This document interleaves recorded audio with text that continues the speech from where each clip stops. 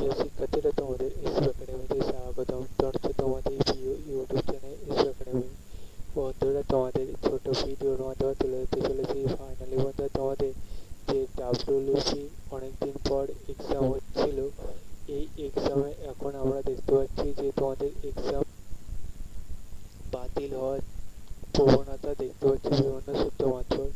বন্ধুরা, বিভিন্নভাবে তোমাদের ডাব্লিউপির এক্সাম যে বাতিল, কেন বাতিল সেটা বন্ধুরা আমরা জানতে পারছি। একটি যে 30 তারিখে যে এক্সাম হওয়ার কথা ছিল, সেই এক্সাম তোমাদের বন্ধুরা পিএসসি নতুন একটি এক্সামের জন্য বাতিল হচ্ছে।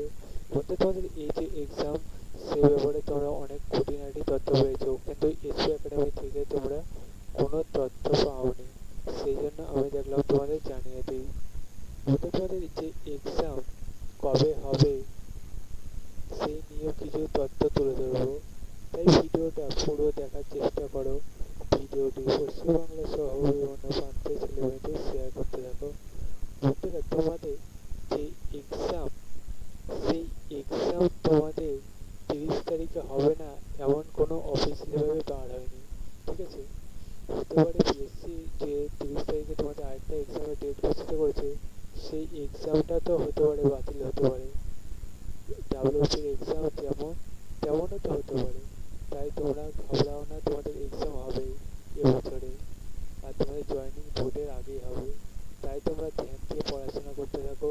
তোমাদের এক্সাম, আমি আজকে একটি নতুন তথ্য পেয়েছি, তোমাদের এক্সাম 26শে নভেম্বরের দিকে এক্সাম হচ্ছে, ঠিক আছে বন্ধুরা? সময় একই আছে, টাইমটা একই থাকছে, শুধু ডেটটা চেঞ্জ হচ্ছে। তাই তোমরা ধ্যান দিয়ে এক্সামের জন্য প্রস্তুতি নাও।